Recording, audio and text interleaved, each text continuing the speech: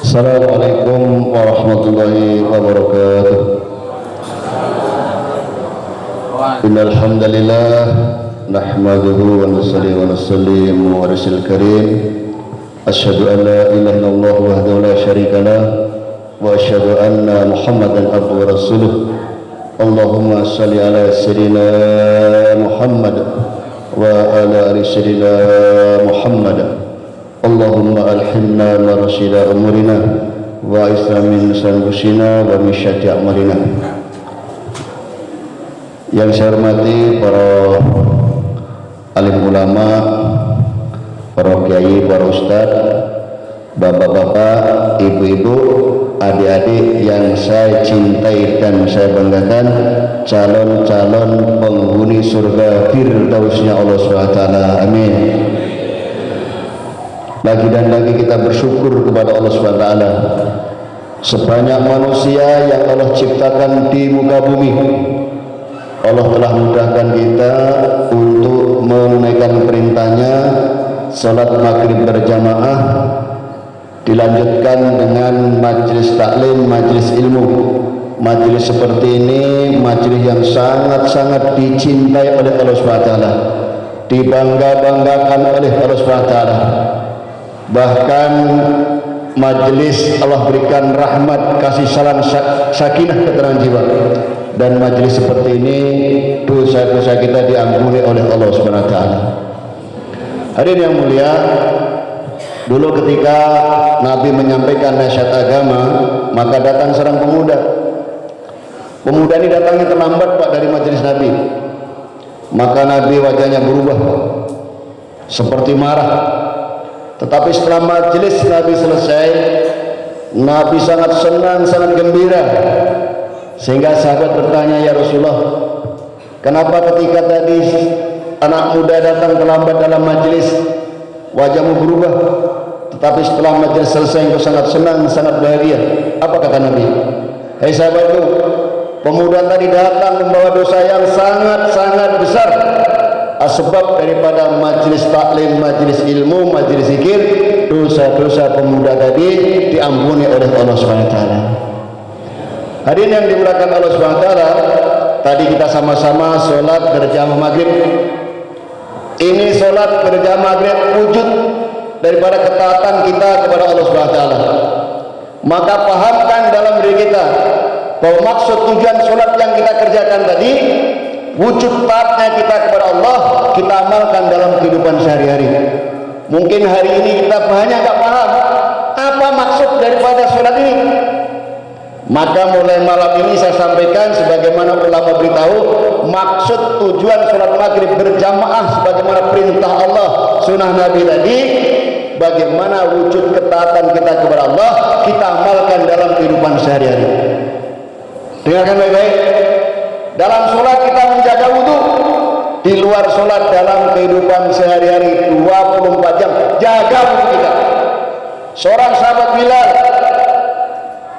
seorang budak tidak punya, harta tidak punya, sebab menjaga wudhu dalam kehidupan sehari-hari, Bilal masih di dunia, terumpahnya sudah terdengar di surganya Allah SWT. Maka bapak-bapak, ibu-ibu, adik-adik sekalian, jaga wudhu kita. Di dalam sholat kita tunduk pandangan, kita jaga pandangan, kita jaga pandangan kita, mata kita. Bagaimana dalam kehidupan sehari-hari kita jaga mata kita jaga pandangan kita. Bagaimana mata kita ini kita fungsikan untuk ketaatan kepada Allah SWT, untuk baca Al-Quran, untuk ibadah, belajar ilmu dan sebagainya. Maka jaga daripada pandangan kita. Ketika kita bisa menjaga pandangan kita sekalian, maka akan jaga daripada kehidupan kita. Di dalam sholat, Masya Allah, di dalam sholat kita membaca Al-Quran. Bagaimana di luar sholat dalam kehidupan sehari-hari baca Al-Quran kita. Satu huruf kita baca, Allah berikan 10 kebaikan. Alif Lam Mim. Berapa huruf? 3 huruf. 3 kali 10, 30 kebaikan. Baru daripada pembuka, daripada surat, Allah akan berikan 30 kebaikan. Maka tiada hari orang Islam tanpa tidak membaca Al-Quran.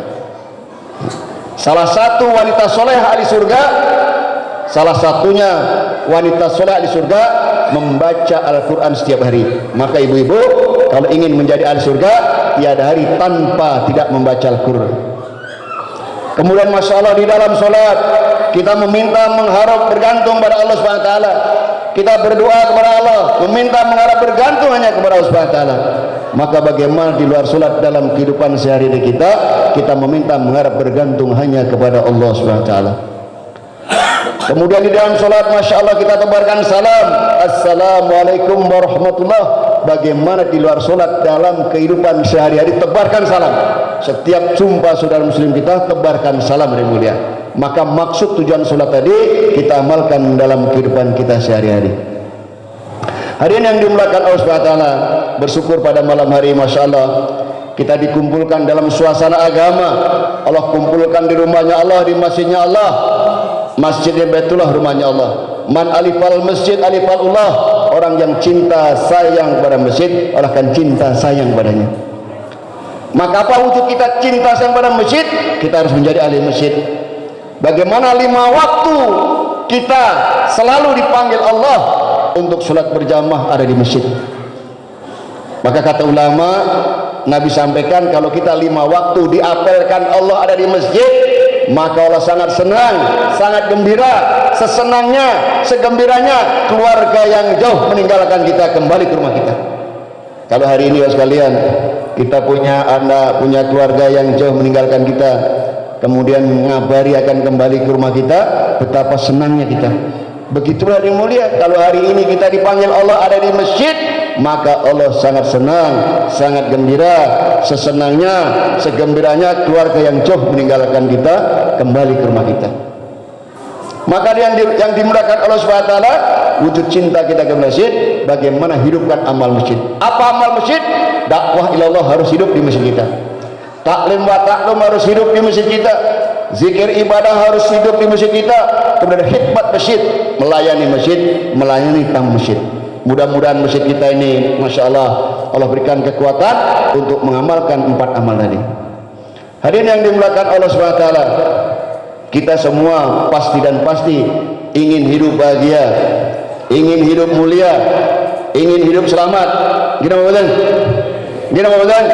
Semua yang ada di sini pasti ingin hidup bahagia di akhirat, ingin hidup selamat di akhirat, ingin hidup mulia di akhirat. Maka hadirin yang mulia, untuk kebahagiaan kita, kemuliaan kita, kesuksesan kita, kejayaan kita hidup di akhirat, Allah telah kirimkan agama Islam ini dengan sempurna. Agama Islam dikirim untuk kebahagiaan kita, kemuliaan kita, kesuksesan kita, kejayaan kita. Apa itu agama? Seluruh perintah Allah, sunnah Nabi agama. Salat agama, puasa agama, zakat agama, haji agama, dan seluruh peri kehidupan Rasul agama. Surah, sirah, sarirah yang ada dalam Rasulullah, bagaimana wujud dalam kita.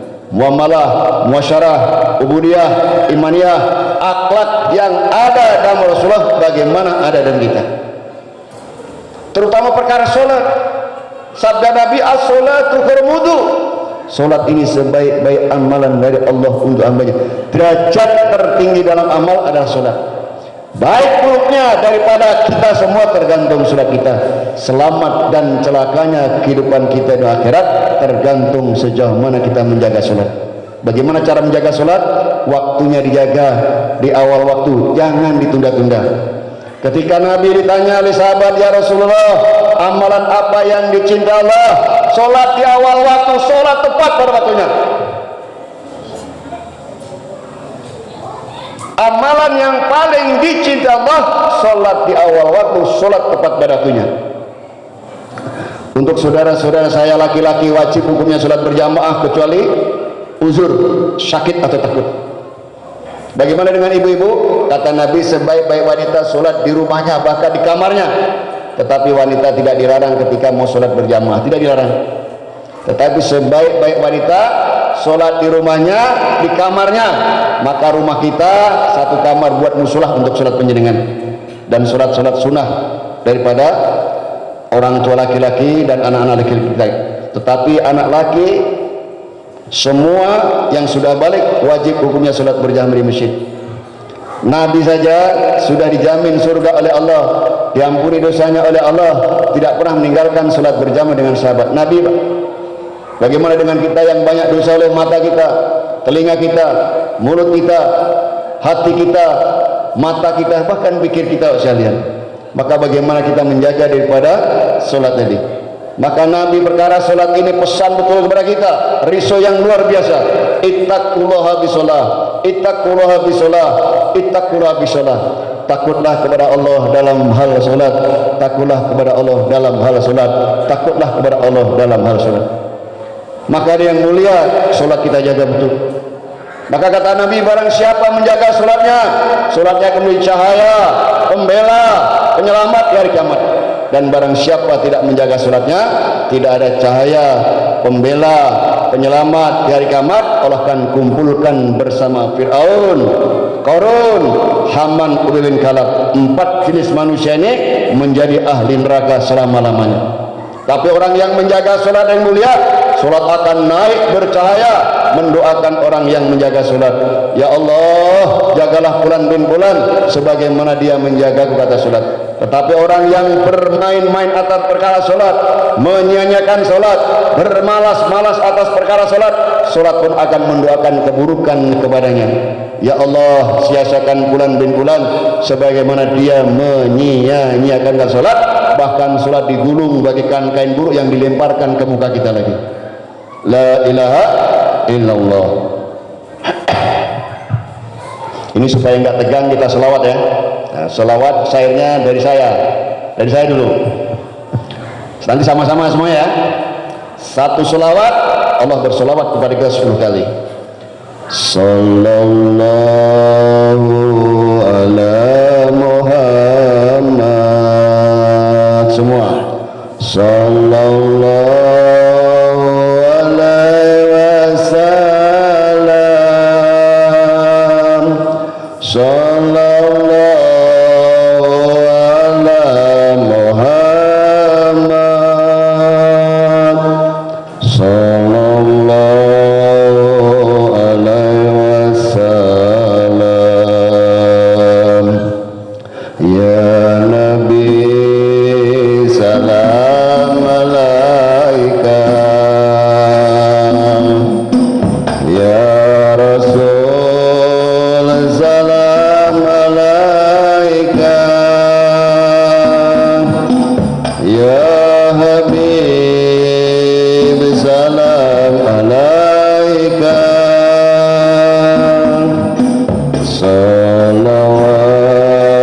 salawatullah alaika. Syair berikutnya, dialah Allah yang kuasa, makhluk tidak berkuasa, dunia hanya sementara, akhirat selama-lamanya. Ulangi. Dialah semua Allah yang kuasa, diresapi, makhluk tidak berkuasa, dunia hanya sementara, akhirat selama-lamanya. Syair yang kedua, kebahagiaan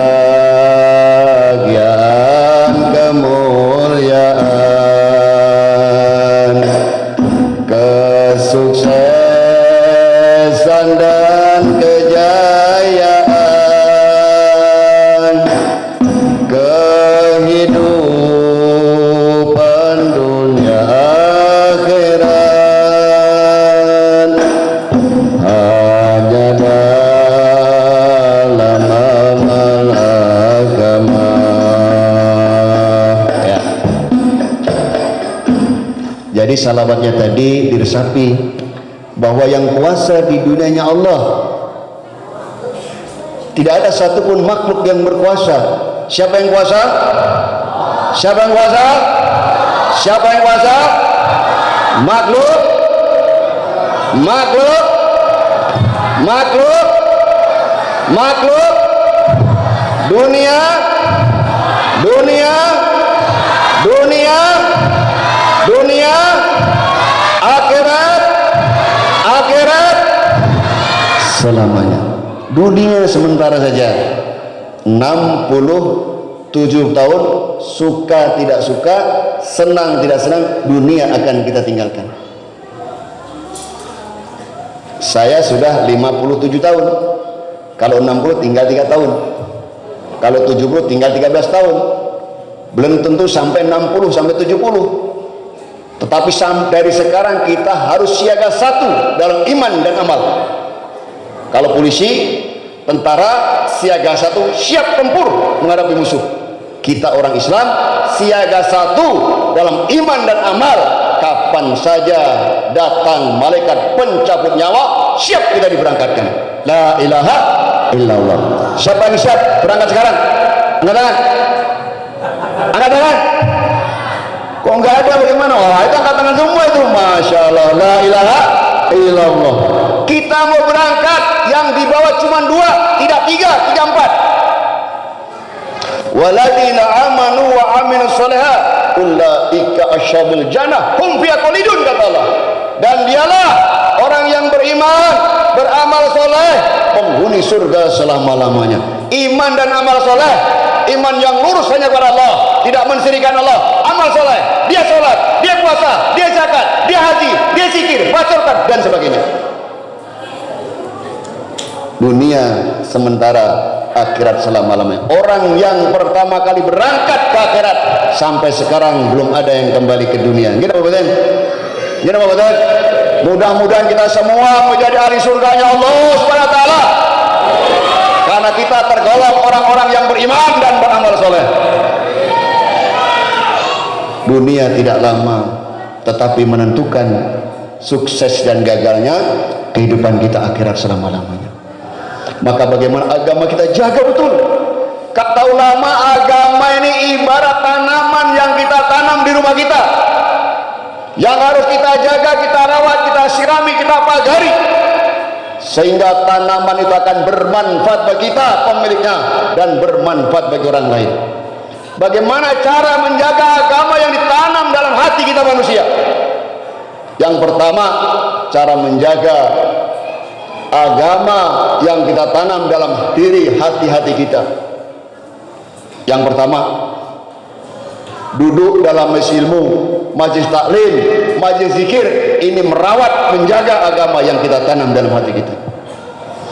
Itu menyirami agama yang kita tanam dalam hati kita. Duduk dalam majelis taklim seperti ini, majelis zikir seperti ini, majelis ilmu seperti ini menjaga, menyirami, memelihara agama yang kita tanam dalam hati kita yang mulia. Kemudian bagaimana cara memagarinya?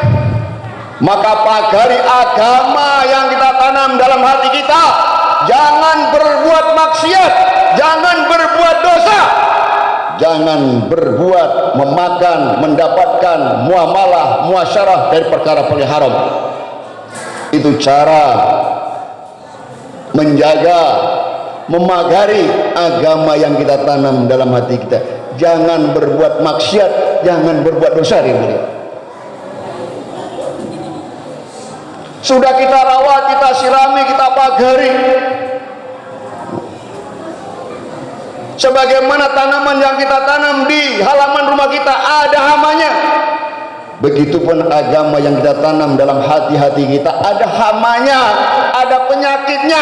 Apa penyakitnya? Sombong, iri, dengki, angkuh, riya, syirik dan sebagainya. Ketika penyakit tadi datang dalam hati-hati kita yang mulia, pertama kata ulama, segera kembali bertawakal kepada Allah Subhanahu wa taala. Ingat kepada Allah Subhanahu wa taala. Yang kedua, ketika penyakit-penyakit hati masuk dalam diri kita, maka segera ingat akan kematian. Orang yang selalu ingat mati tidak akan pernah sombong dalam dirinya.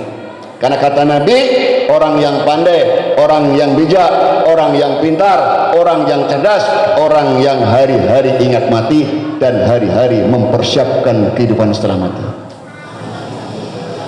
Maka saya mengajak pada seluruh jamaah, bapak-bapak, ibu-ibu, jaga agama yang kita tanam dalam hati kita. Kita sirami dengan majlis ilmu, majlis taklim, majlis zikir, baca Al-Quran.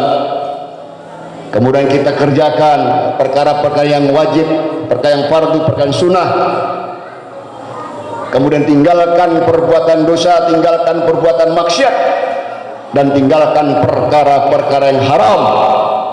Ketika penyakit tadi datang, sombong, iri, dengki, riya, syirik, segera kembali kepada Allah dan segera kembali ingat akan mati dan mempersiapkan kehidupan setelah mati. La ilaha illallah. Ini ada yang mulia. Hadirin yang dimuliakan Allah SWT, ketika ini agama kita jaga dalam hati kita, maka agama akan menjadi kendaraan masuk surganya Allah SWT. Hadirin yang dimuliakan Allah SWT, maka bagaimana agama yang kita tanam dalam diri kita, dalam hati kita ini, bagaimana akan bermanfaat bagi diri kita pemiliknya, juga bermanfaat pada orang lain. Kalau agama kita jaga dalam hati kita sekalian, tidak akan bermanfaat bagi kita, orang-orang di belakang kita, keluarga kita, anak istri kita, tetangga kita, bahkan umat seluruh alam. Hadirin yang dimuliakan Allah SWT, maka atas perkara ini saya mengajak kepada seluruh jamaah bagaimana agama ini sungguh-sungguh manjada wajada.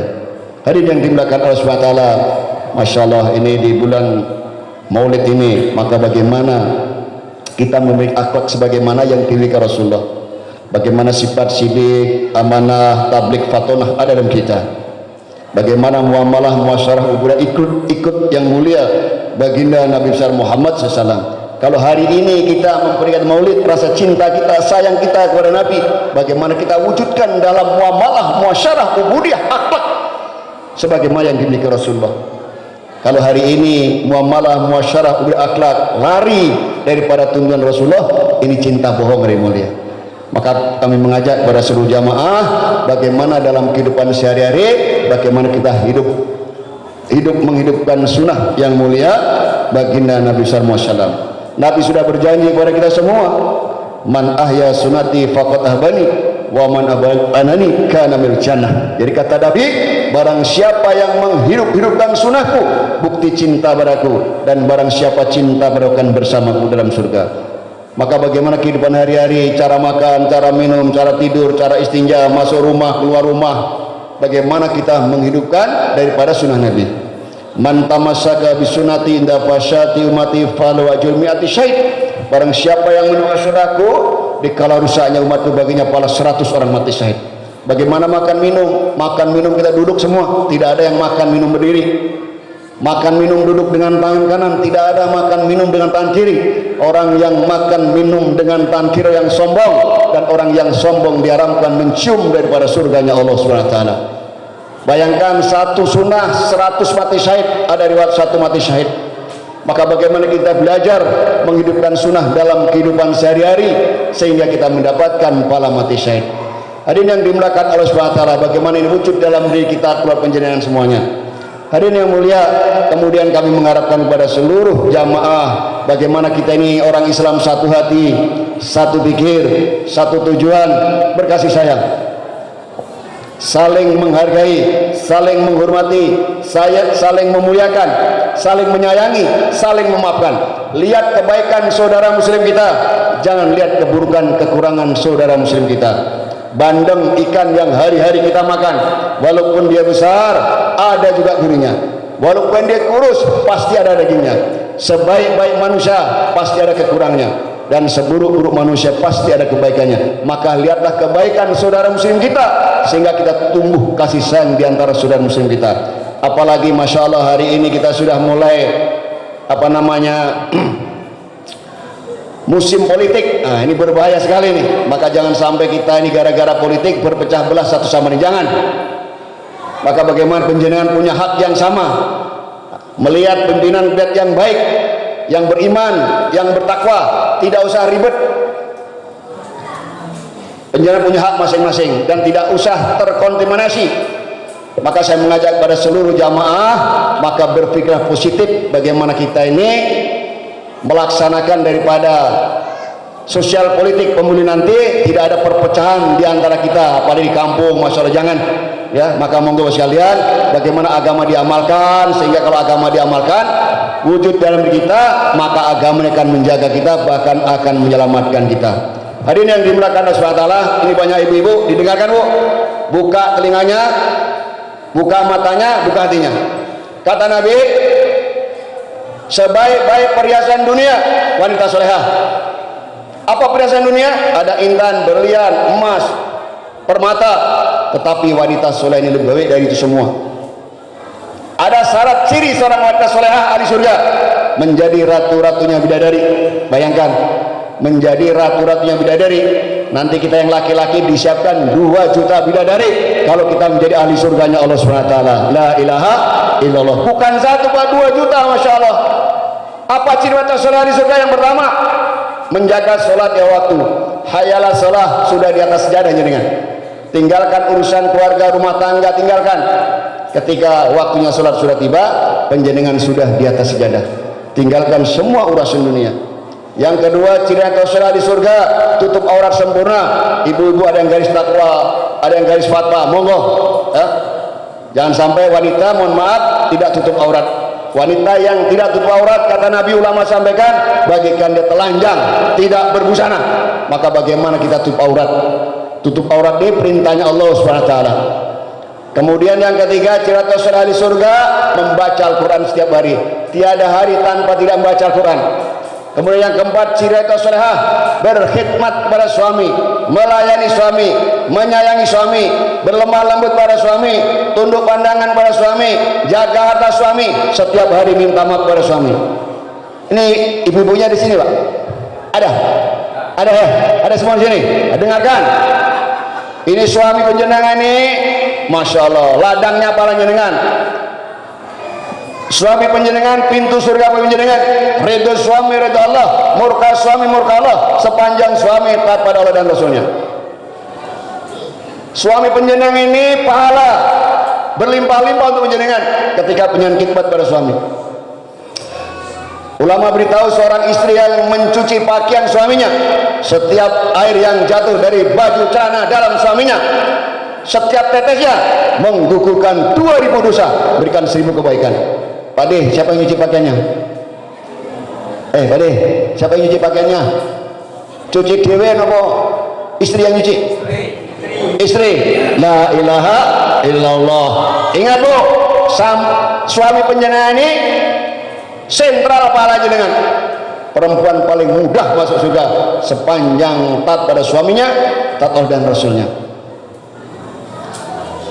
Seorang istri yang mijet-mijet suaminya nggak disuruh, Allah berikan pada 7 tola emas, 1 tola emas 12 gram, 84 gram, tidak pernah hilang, tidak pernah rusak, utuh selama-lamanya.